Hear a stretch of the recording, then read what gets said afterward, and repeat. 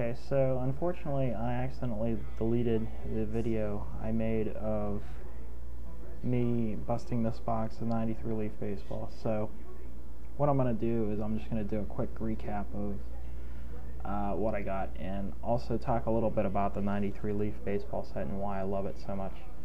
93 Leaf is probably my favorite baseball product of all time.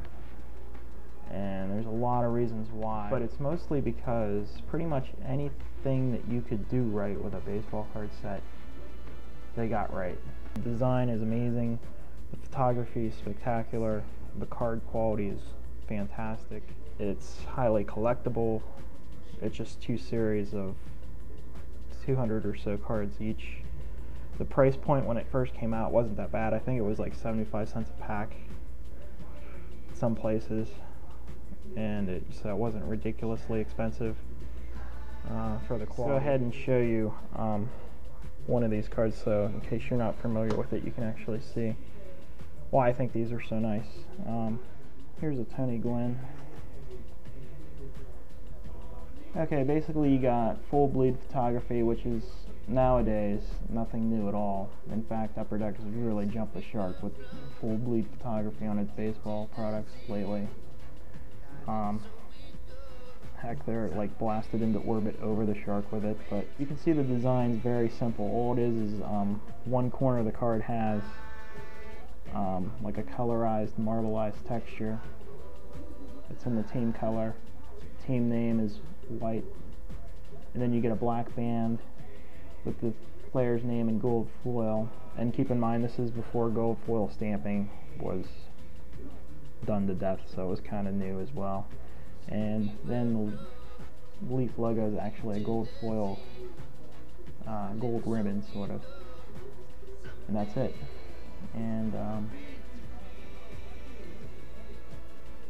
but the great use of the great action photos they use in the set really makes it. And then the backs are even better than the fronts. Again, just a simple corner at the bottom in marble. This time the ribbon has the card number, and it's very easy to read, white on black. You only get one line of stats, and normally that would be a problem, but because this is the epitome of what a premium set should be like, I don't have any problem with that at all. And then you get another excellent action photo superimposed on a cityscape. And they actually have different sort of postcard style cityscapes for the city that each player plays in. And then you get a hollow foil of the team logo in the upper left hand corner. Overall, extremely, just a beautiful card.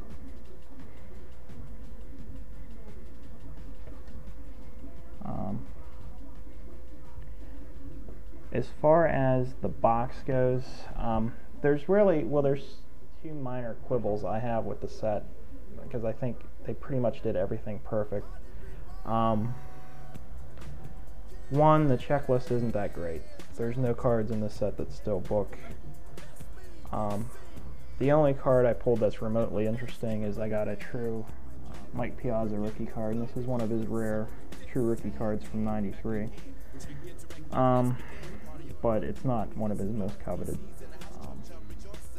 It was kind of a bad year for rookies. There's really nobody in this set, so that's one minor quibble. The other thing is the collation was pretty bad. Box has 36 packs, 14 cards in a pack, and out of that, there's 220 cards in the first series, and I got 200 of the cards I needed, so I'm still missing 20. And I got, as you can see, an even bigger stack of duplicates, 296 duplicates, which is kind of ridiculous collation. That would be the only major problem I have with it. But then again, with a set that's so small, you're gonna run into some trouble with that. But for a set this nice, I'm not gonna complain about it. As far as the inserts, that's another thing I liked about this set, with the whole going on at the time. Few tastefully done inserts that are relatively easy to collect. Thomas insert set, you had a Gold Leaf rookie insert, which is kind of the beginning of gimmick rookie cards, and they're not really rookie cards, but Yeah. And then you had a heading for the Hall insert set that was Thomas. Was a 10-card set. The first 5 in Series 1, the second 5 in Series 2. Same way, the first 5 are in Series 1, the second 5 in Series 2. And then the Gold Leaf rookies, there was 20 of them. First 10 in Series 1, second 10 in Series 2. So it made them pretty easy to collect and not too much of a headache, which I thought was kind of cool. Here you see the set dedicated to Frank Thomas, and they had his name in like hollow foil. And each card represented a different attribute. This one is Serious. And I got that one, and I got Confident.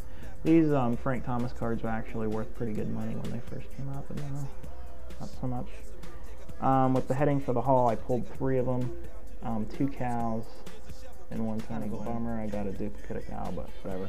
They're kind of cool though. I'm gonna get a little road map with Cooper's numbers and like a route sign, and then you get a little plaque, which is kind of cool.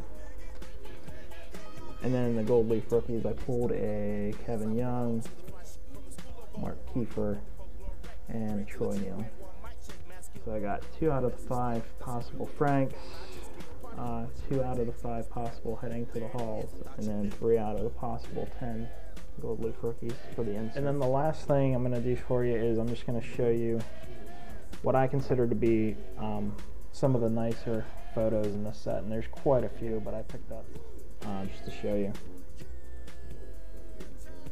Here's that nice photo of Tony Gwynn sliding into home, and on the back you got a picture of San Diego. You really got to see these cards in person to see how nice with any premium card you'd pull today, as far as the gloss and the photos and the card stock. Here's that Mike Piazza rookie. And there's the back.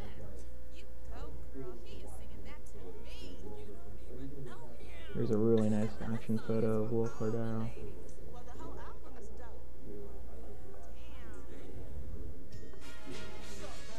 I really like this picture of Jeff Pissarro. You got a really nice colors of the grass, and the details really amazing. These look like Sports Illustrated photos if you see them in person. Here's a cool one of Steve Sachs. The ball is just on the tip of his fingers. And you see a nice shot of downtown. I like this checklist card. Check out the photo here.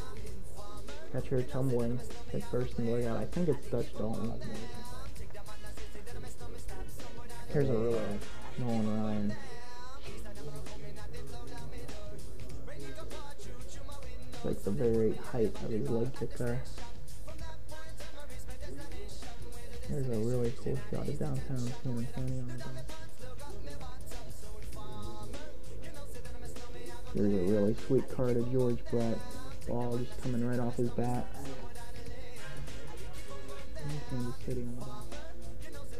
I really like this picture of Moises Alou. It's really good colors on this, and he's in front of the ivy.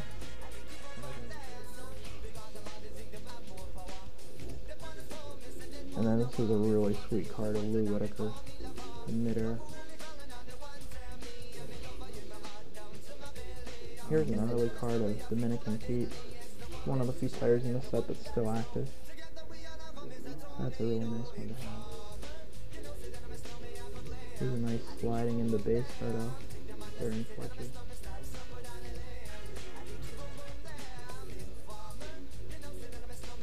Here's a picture of Brady Anderson. Looks like he just got hit by the ball, I think. And I think that's the Baltimore Aquarium on the back. Here's Mike Stanley, throwing to a base, mask just starting to come